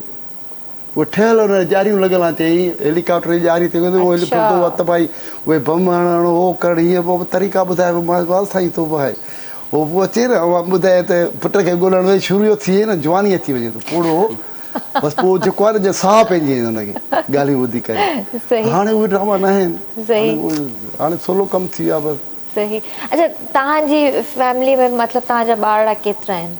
मूंखे बि 3 नियाणियूं 3 पुट आहिनि माशाल्लाह। त तव्हांजे पुटनि खे शौक़ु न हा थियो? मुंहिंजो पुटु हिकिड़ो एडिटर आहे हिकिड़ो डायरेक्टर आहे अच्छा। हिन में मेन किरदारु करे थो हाणे उहो ई त ड्रामो हाणे हिन 3 किश्ते खां पोइ उहो एडिट बि कंदो आहे रिकॉर्ड बि उहो कंदो आहे ठाहे करे मां हेॾे मोकिलींदो आहे सही ज़बरदस्त। उहो सही, मुंहिंजो सही। पुटु पाण हीरो आहे ड्रामे में माशाल्लाह माशाल्लाह। ऐं ॿियो वारो पुटु तव्हांजो? उहो एडिटर आहे उहो वो माशाल्लाह एडिटर आहे। सही। हा हाणे जेको आहे त दुआ कर मुंहिंजो हिकिड़ो दोस्त आहे त वरी चङाई बि कंहिंसां सिलो तूं कंहिंसां भलाई कंदे अलाह साईं हुन सिलो ॾींदो आहे साल ॿी मूं हिकिड़े दोस्त जो हुन सां उहो चरियो थी वियो दुनिया हुनखे हो कंदी मां हुनजी इज़त कंदुमि पोइ आख़िर उहो चरियो थी वियो 2-3 साल माण्हू नफ़रत कंदा आख़िर हले वियो अमेरिका जे शहर में हुनखे 3 रेस्टोरेंट आहिनि मां हफ़्तो थियो थी मां फ़ोन कई अथई लाला सुञाण मां यार ही राति तूं कीअं फ़ोन कई आहे चई हेॾे राति आहे हेॾे ॾींहुं आहे मां फलाणे शहर में आहियां तुंहिंजा थोरा हूंदा जेको तोखे सताईंदो मां उहो थो ॻाल्हायां मां चयो बाबा केरु जंहिं महिल मूंखे ॿुधाई मां फलाणो भंड थो ॻाढ़ी मां तूं त चरियो थी वई खिल में मिट विया चया चरियो थी वियो हुते लाला पुट घणा थी मां 2 चई हिकिड़ो पुटु मूंखे ॾे पासपोर्ट ठाराए ॿियो कुझु बि कोन सॼो ख़र्चु मां कंदुमि मुंहिंजो रेस्टोरेंट आहे उते मां हिनखे रखंदुसि मैनेजर करे हेतिरा पघार न ॾींदो अलाह साईं वरी ॿुधे थो मां हुन सां उन वक़्त में चङाई कई अलाह साईं मूंखे सिलो थींदो आहे माण्हू लाला, जेको आहे त इहो कोशिशूं ॾिसो, करनि था नथा वञी सघनि इहो मूंखे गिव एंड टेक आहे। तव्हां अगरि कंहिं सां चङाई कंदो त उहो तव्हांखे मिलंदो वापसि न, सिलो मिलंदो ॾींदो अलाह साईं, ॾिए थो। बिल्कुलु ॾिए थो अलाह साईं तव्हांखे वराए ॾिए थो उहा शइ तव्हां अगरि कंहिं सां सुठो सलूक रखंदो न ज़िंदगी में त उहो इंसानु यादि रखंदो आहे त हा हे मुंहिंजे बुरे वक़्त में हिन मुंहिंजो साथ ॾिनो हुयो ऐं उहो तव्हांखे उन वक़्त में रिटर्न मिलंदो आहे उनजो उहो बि जे नस्ल वारो हुजे उहो सोचंदो बाक़ी त जेको आहे त हाणे बेद नस्ल आहे त उहे हिन कन खां वधी हेॾो कढी था छॾनि न त यार हिन माण्हू जे मथां एहसान आहे मुंहिंजो हाणे 20 साल थी विया मां वरी कुझु बि हुन मथां कोन कयो थोरो घणो जेको इंसानु मुंहिंजी आदत वारी फ़क़ीरी आहे चवंदो आहे पाण खे ॾुख जा ॿिए अॻिले खे न थिया इहो बि थींदो आहे इन शइ में बि इंसानु मार खाईंदो आहे थोरी घणी मार त खाईंदो पर अलाह साईं हुनखे छॾंदो न आहे बेशक बेशक सचे माण्हू जी ॿेड़ी जेका आहे ॿुधंदी न आहे ॿुधंदी आहे बसि लुॾंदी आहे बाक़ी ॿुधंदी कोन्हे सही ॿुधंदी न आहे। ज़बरदस्त आहे तव्हां हीअ छा पिया ॿुधायो असांखे तमामु ख़ूबसूरत शाइरी आहे असांजे शिकारपुर जो शाइर आहे मुंहिंजे पंहिंजे शहर जो लाला जे शहर जो शहर जा तॾहिं त शमन वांगुरु सवा शमन वेठो आहे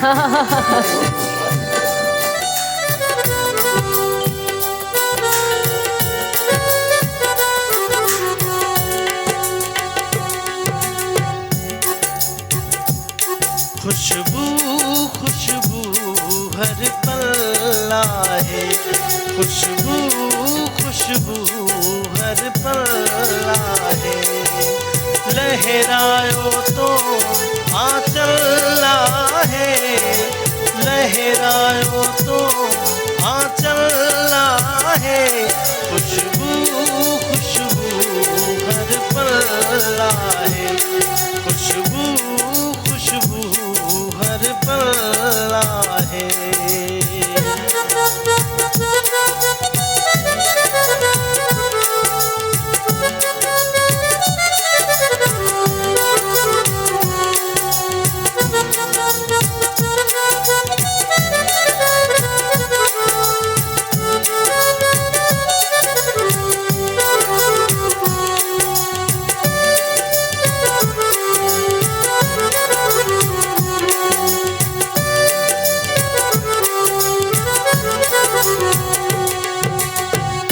तुझे घर ते अग में वसंदो तुझे घर ते अग में वसंदो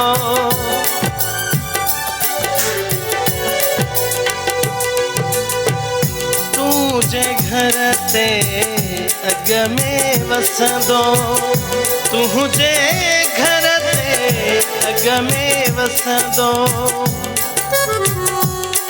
बीठो जेको बादल आहे बीठो को बादल आए, लहरायो तो आंचल आहे, लहरायो तो आंचल आहे, खुशबू खुशबू हर पल आहे, खुशबू खुशबू हर पल आहे।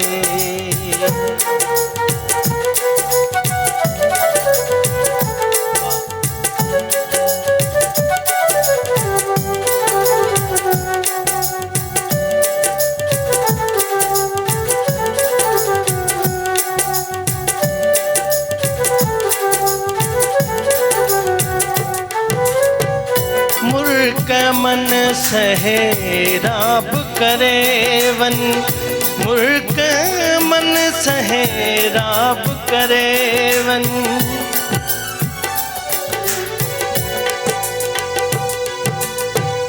मुर्क मन सहेराब करे वन, मुर्क मन सहेराब करे वन, ॾाढो रूह उञायल आहे, ॾाढो रूह उञायल आहे।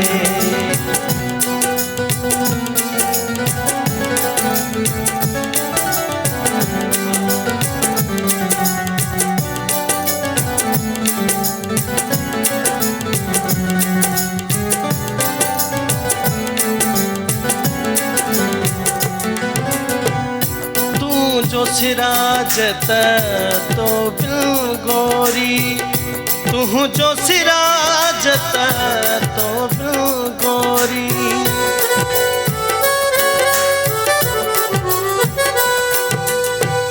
तू जो सिराजत तो बिल गोरी, तू जो सिराजत तो बिल गोरी, ॾाढो हाकल याकल आहे, ॾाढो हाकल याकल आहे, लहरायो तो आंचल आहे, लहरायो तो आंचल आहे, खुशबू खुशबू हर पल आहे, खुशबू खुशबू हर पल आहे, खुशबू खुशबू हर पल आहे।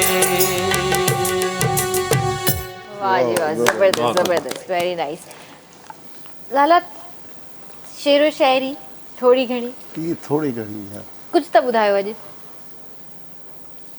याद अथव कुछ?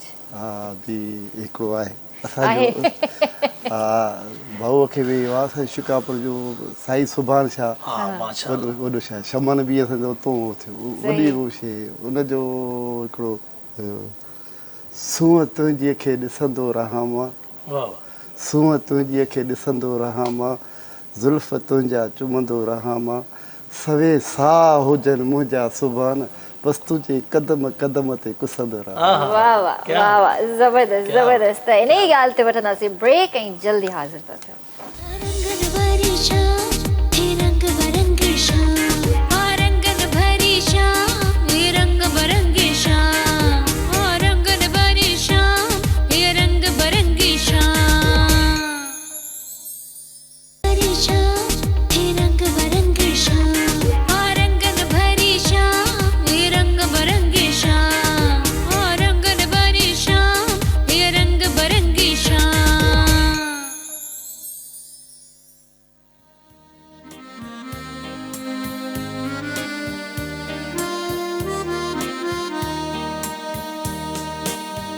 ॿीहर तव्हांखे भरीकार कंदासीं रंगनि भरी शाम में, ऐं लाला सिकंदर खां असां जेको आहे पोइट्री बि ॿुधी ब्रेक खां पहिरियां।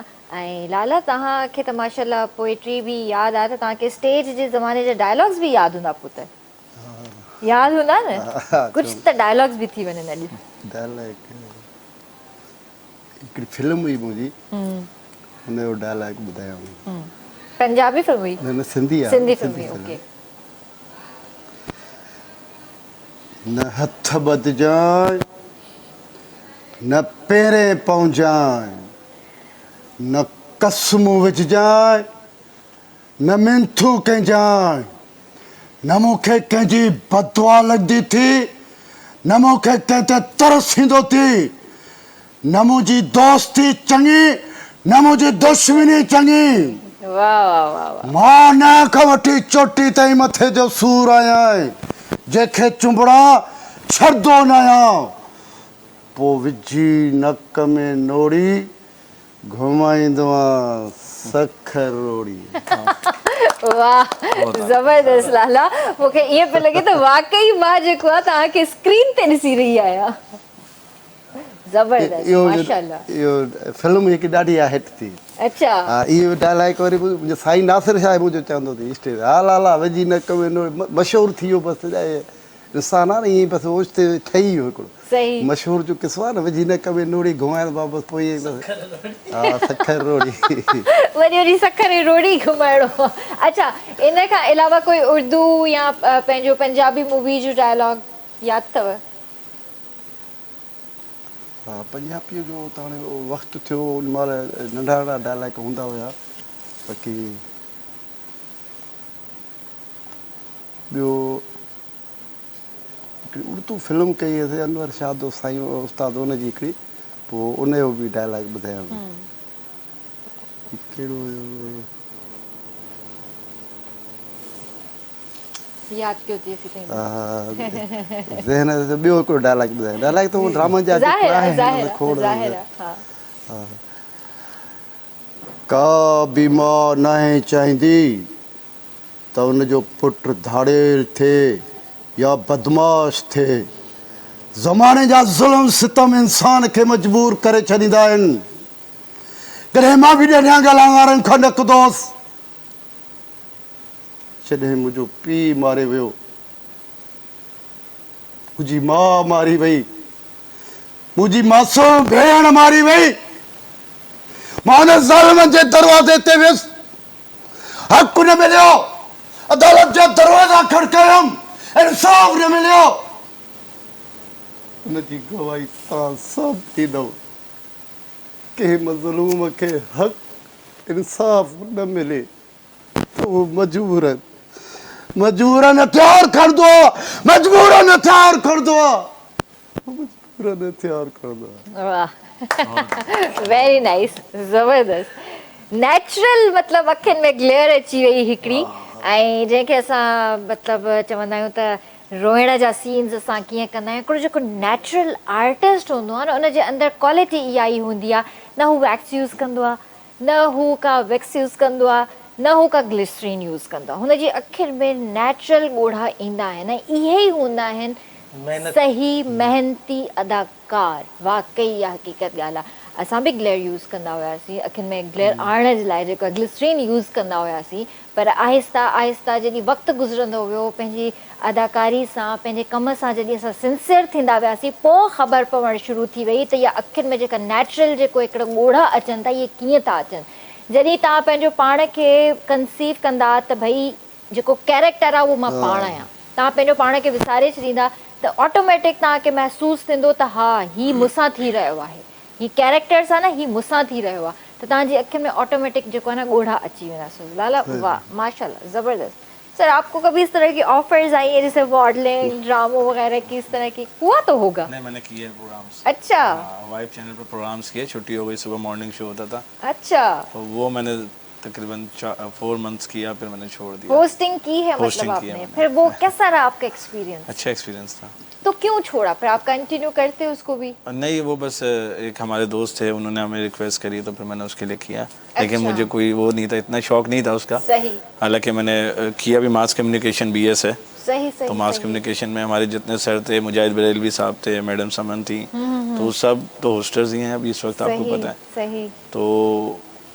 मैं बस ये सियासत की तरफ तो इसका मतलब कि आपको मीडिया की नो हाउ पता है जी, आपको पता है कि मतलब होस्टिंग हो एक्टिंग हो ये किस तरह होती हैं सारी चीज़ों से आप वाकिफ हैं ज़बरदस्त तो कभी इस तरह आपको खुद भी शौक नहीं हुआ कि दोबारा मैं कंटिन्यू करूं? नहीं, बिल्कुल नहीं। और कभी इस तरह ड्रामों के लिए भी ऑफर नहीं है, मॉडलिंग भी नहीं की? मॉडलिंग कुछ भी नहीं। और अगर अब आपको कोई इस तरह का चांस मिले, ऑफर आए तो?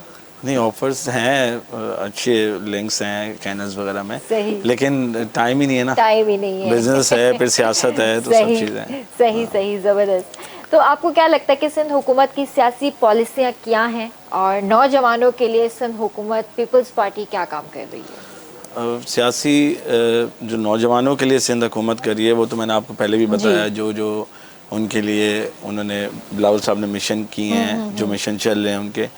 और रही बात जो पॉलिसी आप देख रही हैं, जो पॉलिसीज़ बिलावल साहब ने इस बार की हैं, दोबारा मैं अगेन वही बात कहूँगा, जो मिनिस्टर्स उन्होंने इस दफ़ा जिन जिन मिनिस्टर्स को नेम वाज पोर्टफोलियोज़ दी हैं, उनकी पॉलिसीज़ जो वो कर रहे हैं, वो हर डे बाय डे वो पूछते हैं उनसे।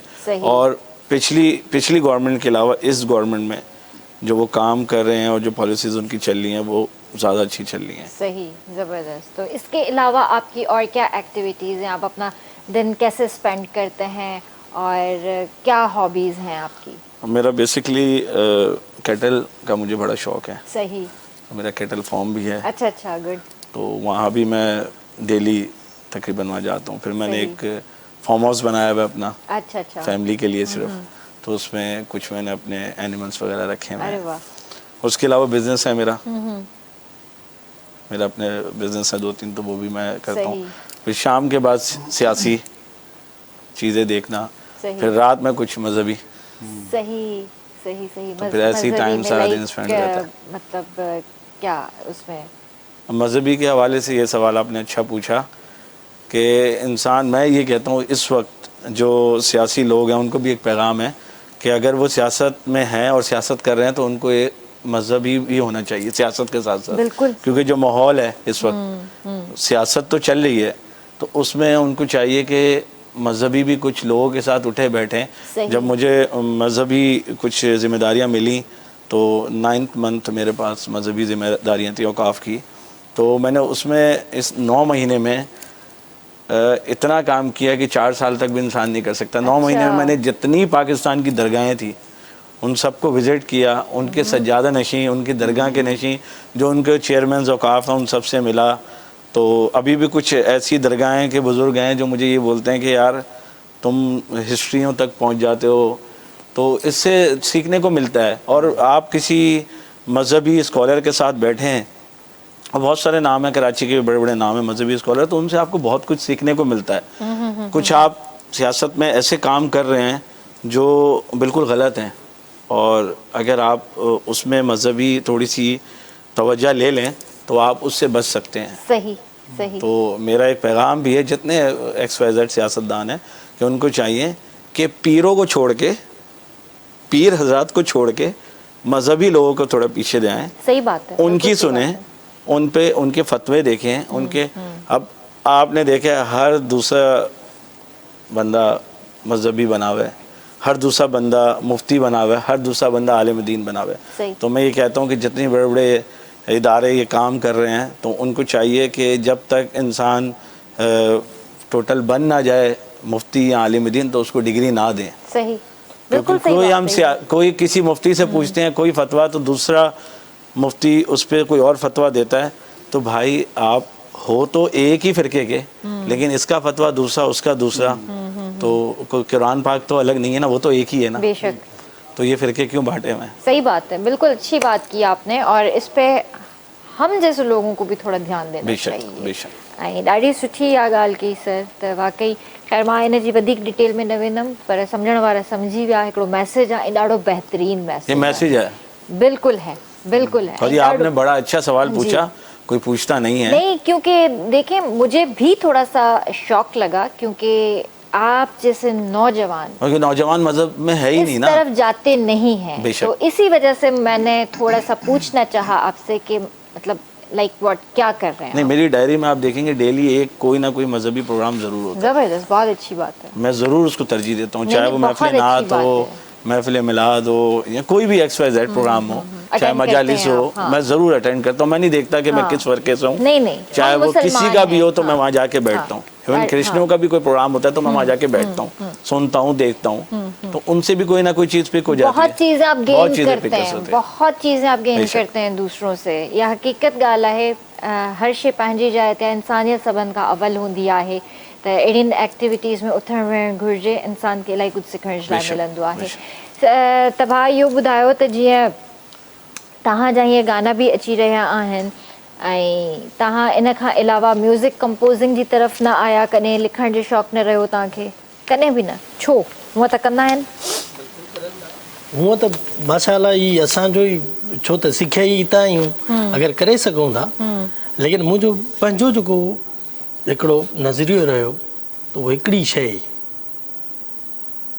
हिकु शइ ते फोकस कयो। इहा बि सुठी ॻाल्हि आहे, माण्हू हरू भरू डाइवर्ट न थिए इलाही शयुनि में। ॾिसो न, पोइ तव्हांजो जेको हिकिड़ो जेको एम हूंदो आहे, हिकिड़ो जेको विज़न हूंदो आहे, तव्हांजो उहो ख़तमु थी वेंदो आहे। बिल्कुलु बिल्कुलु।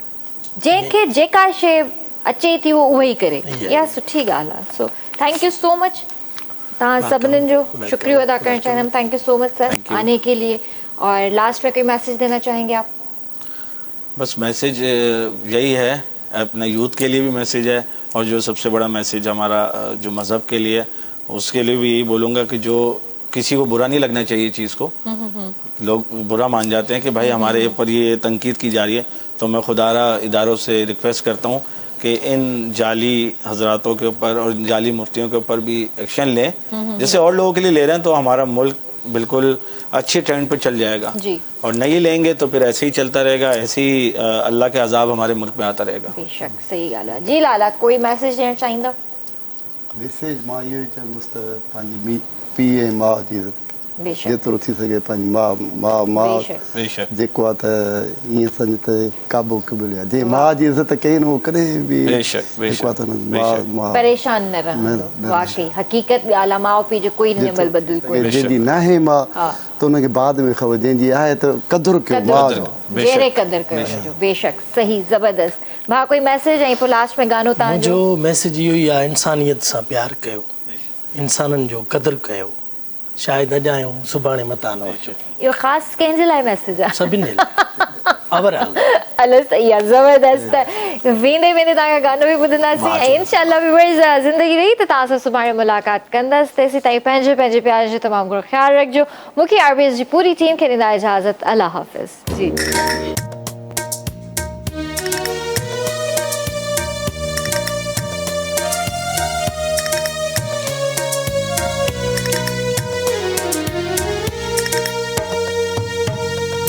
तोखे चाहियो से जिंदगी वागे, तोखे चाहियो से जिंदगी वागे, थी ना हासिल सके खुशियाँ वागे, तोखे चाहियो से जिंदगी वागे, थी ना हासिल सके खुशियाँ वागे, तोखे चाहियो से।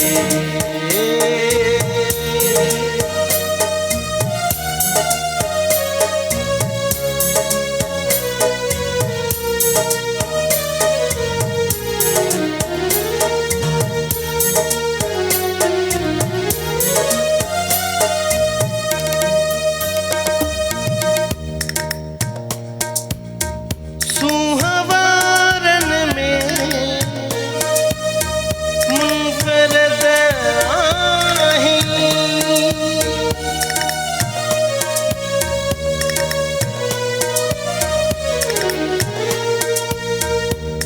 सुहावरन में मुनफरद आही, तू भिटाई जी शायरी वागे, तू भिटाई जी शायरी वागे, थी ना हासिल सके खुशियाँ वागे, राहों से जिंदगी अवागे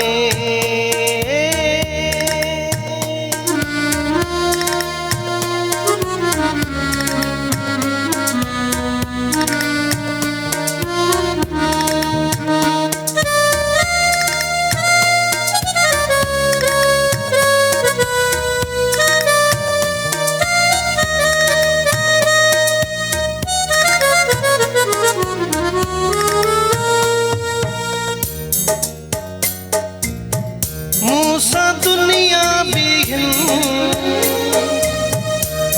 कया धोखा